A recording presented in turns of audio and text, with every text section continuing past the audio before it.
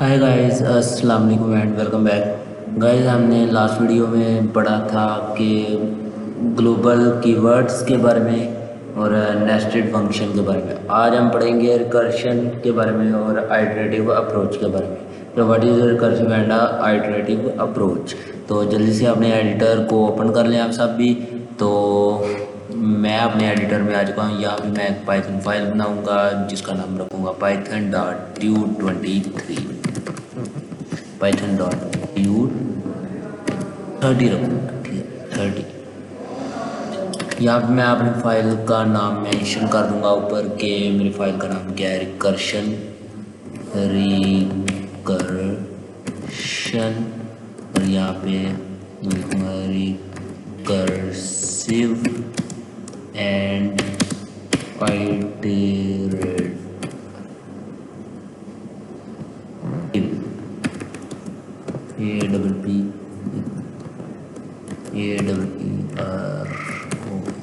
Approach, ठीक है। ये हमारी फाइल का नाम होगा। इसको मैं हेडिंग दे देता हूँ, ओके कर दिया।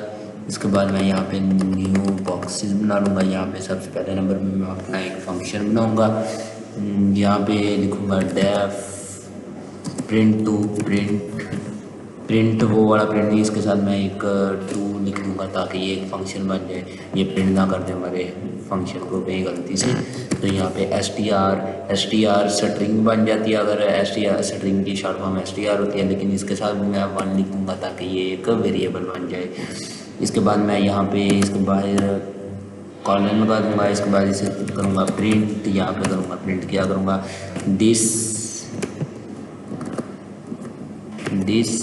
इज़, और ये देखना अब यहाँ पे मैं करूँगा प्लस STR1, और यहाँ पे मैं STR प्रिंट 2 लिखूँगा, प्रिंट 2। ये मेरा एक फंक्शन था, ठीक है। प्रिंट 2 एक मेरा फंक्शन था, इसके अंदर मैं लिख दूँगा ताहा।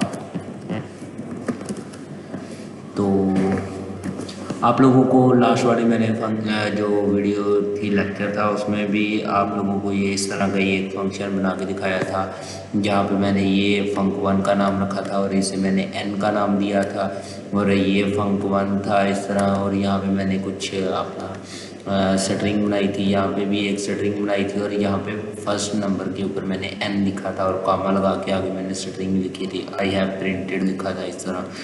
तो यहाँ पे मैंने दिस इज़ मी लिखा था, ठीक है ना। यहाँ पे भी सेम उसी तरह ये प्लस कर देगा string1 को। string1 क्या है जी, हमारे फंक्शन है, ठीक है। हमारा फंक्शन क्या है जी, उसके अंदर क्या लिखा है, मैंने ताहा लिखा है। तो यहाँ पे आ जाएगा प्रिंट होगा दिस इज़ ताहा, प्लस कर देगा ताहा को। ये प्लस ही नहीं आएगा साथ, वैसे प्लस कर देगा ये इनके स्ट्रिंग को। तो ये देखें दिस इज़ ताहा आ गया। तो यहाँ पे थोड़ी सी स्पेस, बल्कि ये स्पेस से भी कोई फ़र्क नहीं पड़ेगा। तो यहाँ पे हमें स्पेस देनी पड़ेगी, दिस इज़ द। तो नेक्स्ट हम चलते हैं, यहाँ पे ये लिखूँगा मैं Ctrl+AC। यहाँ पे मैं एक दोबारा से लिखूँगा। तो यहाँ पे मैं करूँगा क्या, प्रिंट Ctrl+C। यहाँ पे मैं करूँगा Ctrl+V। अब ये हमें एरर देगा, ठीक है। तो ये देखना, it will give us error. यहाँ पे मैं लिख देता हूँ ऐसे, इट विल गिव अस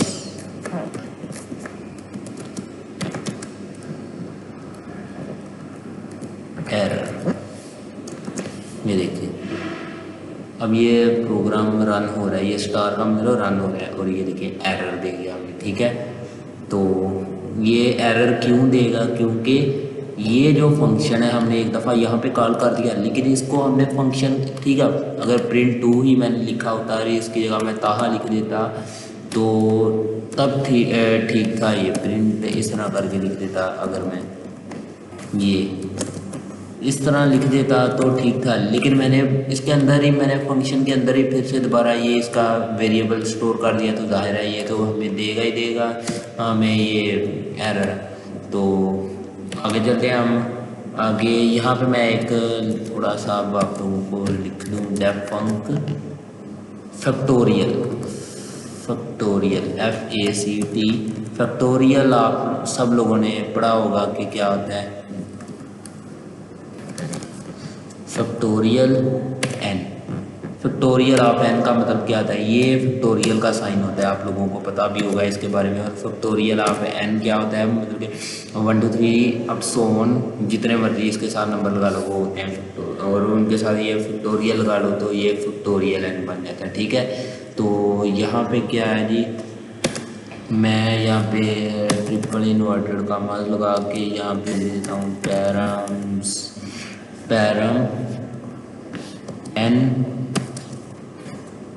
यहाँ पे लिख देता हूँ इंटीजर INTGRS इंटीजर्स। ठीक है, इसके बाद मैं यहाँ पे लिख देता हूँ रिटर्न रिटर्न, और यहाँ पे ये n, ये देखिएगा n cross n -1 cross n-2 cross n-3 and up to so on, ये चलता जाएगा 1 तक। आप लोगों ने अगर FSC इंजीनियरिंग की है तो आप लोगों को इसके बारे में मैथ में ज़रूर पढ़ाया गया होगा, और आप लोगों को पता भी होगा कि ये हमारा n फैक्टोरियल का फार्मूला होता है। ठीक है ना, तो ये मैंने यहाँ पे क्या हो गया, ये आपको पता होगा कि क्या होता है, ये इसको इक्वल टू कह सकते हैं। यहाँ पे मैं लगा देता हूँ n फैक्टोरियल, एक मिनट, यहाँ पे ये मैं लगा देता हूँ लाइनें। ठीक है, n फैक्टोरियल या तो इस तरह ही लिख देता हूँ, equal to n multiply by n -1 multiply by n -2 multiply by n -3 up to so on, जब तक ये 1 ना हो जाए ये चलता रहेगा। ठीक है, अब यहाँ पे मैं लिख देता हूँ कि हाउ टू यूज़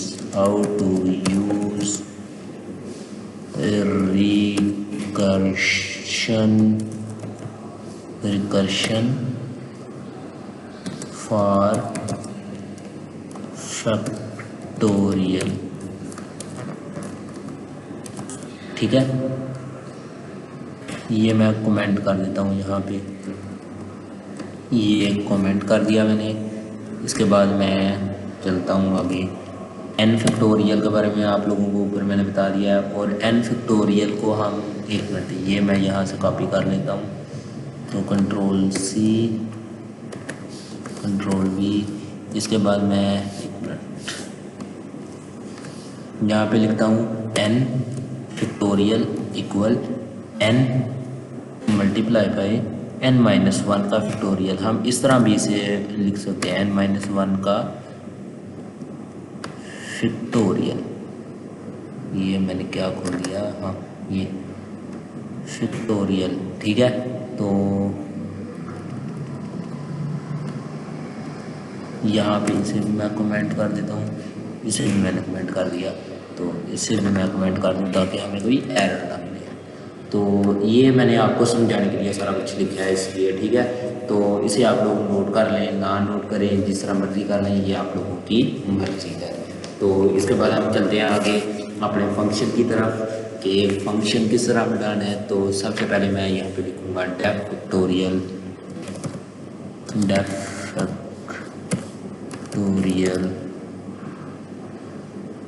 आइटरेटिव, यहाँ पे मैं अंडरस्कोर लगा के आइटरेटिव, ये मेरा पूरा का पूरा फंक्शन फैक्टोरियल आइटरेटिव मेरा पूरा का पूरा एक फंक्शन है। यहाँ पे n को मैं स्टोर करूँगा। इसके बाद मैं करूँगा यहाँ पे फैक इक्वल टू 1, यहाँ पे मैं नीचे करूँगा for I in range.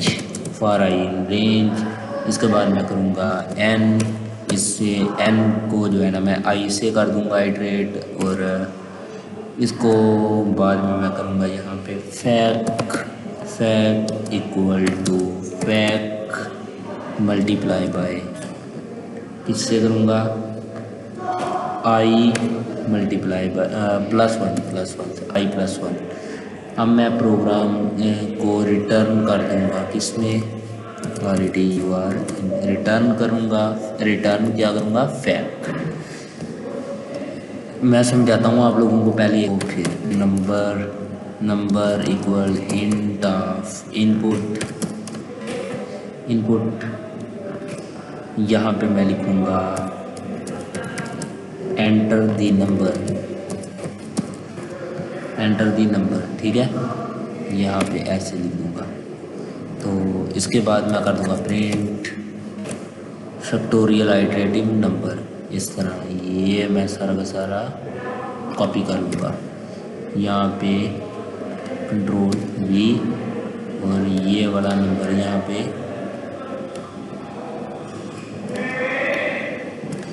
Control C और ये यहाँ पे मैं कंट्रोल V कर दूँगा। तो ये देखिएगा मैं कितने का फैक्टोरियल जाता हूँ, मैं 5 का फैक्टोरियल जाता हूँ। तो ये देखिए 5 का 120 आ गया। यहाँ पे 5 फैक्टोरियल मैं लगाऊँ अगर, तो ये देखिएगा, एक मिनट, प्रिंट 5 का फैक्टोरियल करता हूँ, 5 का फैक्टोरियल।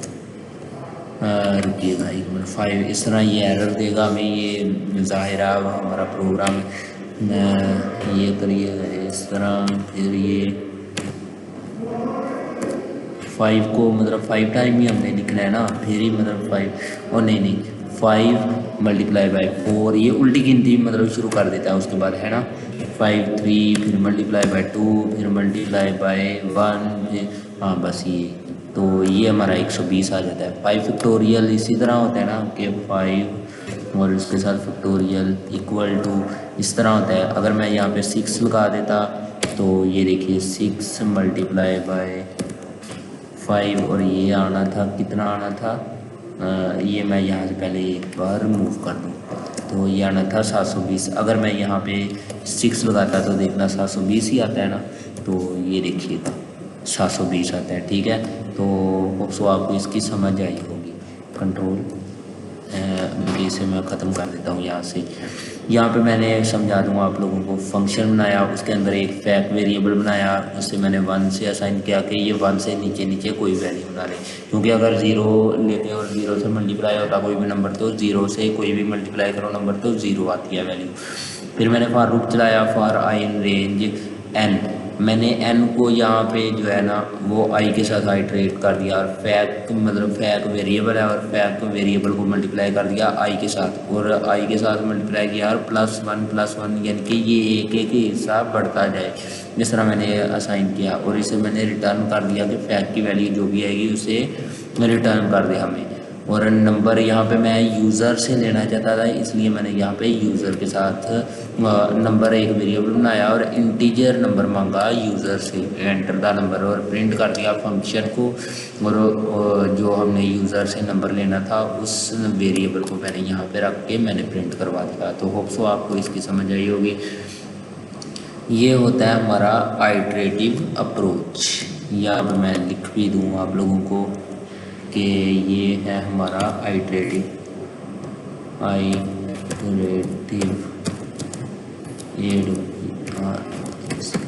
ठीक है, ये हमारा आइटरेटिव अप्रोच। इसके बाद हम देखेंगे यहाँ पे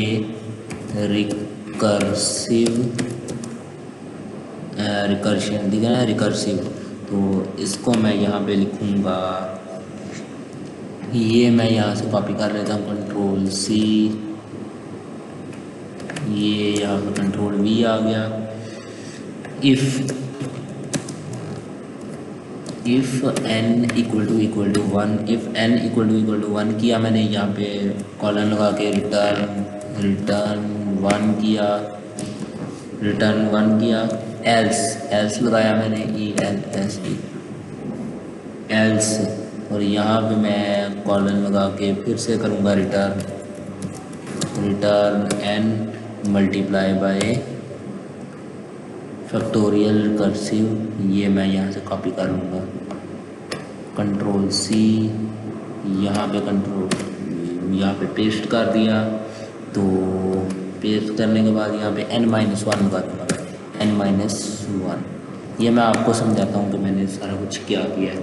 तो इसके बाद मैं करूँगा यहाँ पे नंबर, यही वाला मैं दोबारा से लूँगा,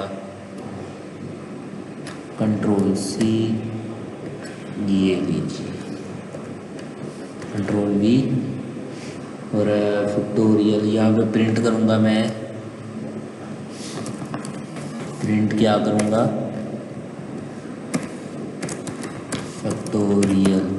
फैक्टोरियल यूजिंग रिकर्सिव मेथड। ठीक है, रिकर्सिव मेथड यूज़ कर रहे हैं हम, तो फैक्टोरियल यूजिंग रिकर्सिव मेथड और फैक्टोरियल कर्सिव नंबर, ये मैं सारा का सारा यहाँ से उठा के प्रिंट कर दूँगा कंट्रोल सी। तो यहाँ पे मैंने इसे पेस्ट कर दिया। अब ये देखिएगा यहाँ पे मैं 5 प्रिंट करूँ अगर तो 120 दे रहा है, लेकिन एल्स एन रिटर्न स्टेटमेंट अगर मैं नेगेटिव नंबर यहाँ पे मैं दोबारा से करता हूँ कुछ, ये देखिएगा अगर मैं कोई भी फेक वैल्यू दे रहा हूँ तो एरर दे रहा है। अगर मैं दोबारा से प्रोग्राम को रन करूँ यहाँ पे मैं 1 दे दूँ तो 1 दे रहा है। यहाँ पे अगर मैं 0 दे दूँ तो ये देखें 0 दूंगा तो एल स्टेटमेंट ओपन हो जाएगी और ये एरर दे देगा हमें, क्योंकि 0 ये छोटे नंबर नहीं देगा। -4 करूँगा तो एरर देगा हमें। ये देखिएगा अभी क्या मैक्सिमम रिकर्शन डेप्थ एक्सीडेड, यानी कि इतनी उसकी लिमिट नहीं, उसकी लिमिट 1 से लेके अप टू 100 तक हो रही है स्टार्ट। तो इससे आप लोगों को समझ लग गई होगी। इसके बाद हम चलते हैं आगे। यहाँ पे मैं दोबारा से इसे रन कर देता हूँ, तो यहाँ पे मैं लिख देता हूँ 7, तो 7 का 5040 आ जाता है। लेकिन यहाँ पे मैं दोबारा से रन करूँ तो 6 का आता है 720। ठीक है, तो यहाँ से दोबारा 7 कर देता हूँ, ये ले। तो इसके बाद हम चलते हैं आगे लॉजिक ऑफ रिकर्सिव फैक्टोरियल। यहाँ पे मैं लिख देता हूँ लॉजिक ऑफ रिकर्सिव फैक्टोरियल। ठीक है, रिकर्सिव फैक्टोरियल। इसके बाद मैं चलता हूँ, ये देखिएगा आपको बस ये समझाने के लिए अब मैं करने लगा हूँ। तो इसके बाद फिर आगे चलते हैं हम अपने अगले की तरफ। हमारा बल्कि एंड यहाँ पे वीडियो को करेंगे। तो यहाँ पे मैं 5 मल्टीप्लाई बाय, ये मैं आपको फैक्टोरियल का मैं समझाने लगा हूँ बस। फैक्टोरियल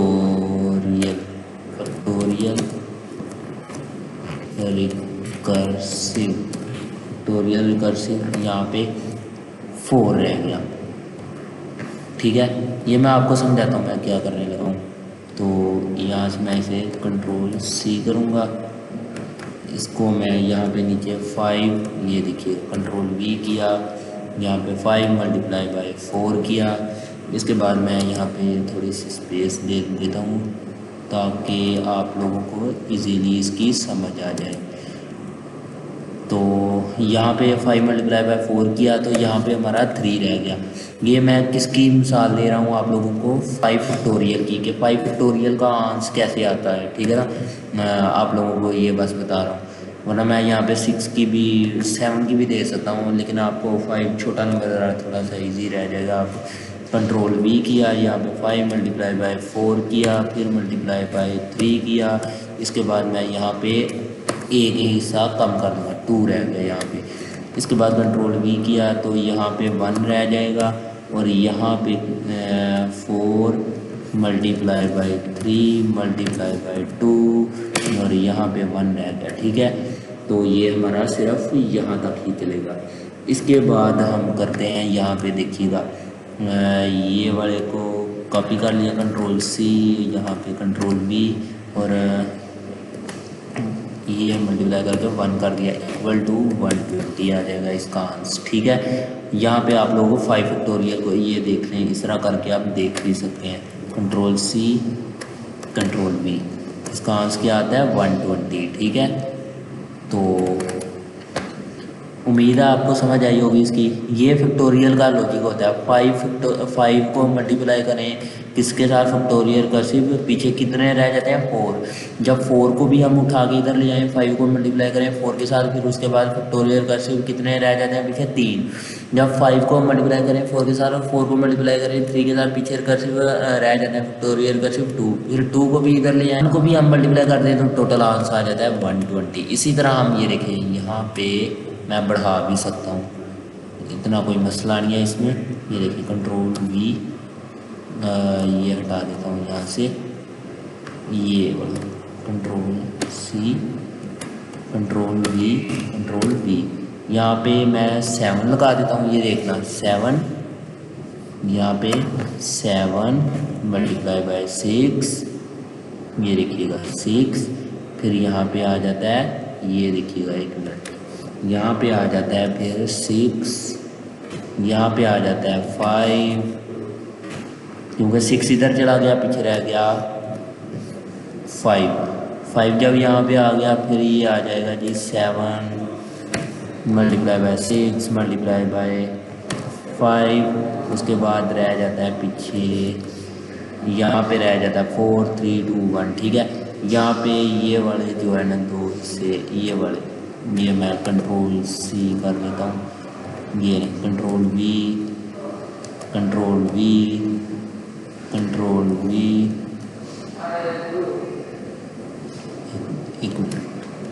कंट्रोल V, नहीं, ये मैंने गलत कर दिया, कंट्रोल C। तो ये मैं यहाँ से कट कर देता हूँ, ये कंट्रोल V। तो यहाँ पे भी कंट्रोल V किया, तो यहाँ पे जितना इसका आता है ये देख लेते हैं हम। कंट्रोल C, यहाँ पे रख देते हैं इसे, कंट्रोल V। कितना आता है 5040। आपने ऊपर भी देखा होगा 5040 आंसर आया था, तो ये आ जाता है 5040। 6 5 4 3 2 1 तक ये चलेगा। ठीक है, टोटल। इसके बाद ये आंसर आएगा। ये हमारा लॉजिक होता है फैक्टोरियल का। तो होप्सो आपको इसकी समझ आई होगी सारे की। तो आप लोग जब तक इसकी एक बार प्रैक्टिस नहीं करेंगे, आप लोगों को इसकी सही से समझ नहीं आएगी। लेकिन मैं जितना इजीली आप लोगों को समझा सकता हूँ, मैंने तो आपको समझा दिया है इजीली और आराम से। बाकी आपके ऊपर डिपेंड है कि आप लोग इसे कितना सीरियसली लेते हैं। तो मैं यही उम्मीद करूँगा कि आप लोग इसकी प्रैक्टिस लाजमी करेंगे। मैं मिलूँगा अगली वीडियो में, तब तक के लिए मुझे इजाज़त दें। अल्लाह हाफिज़।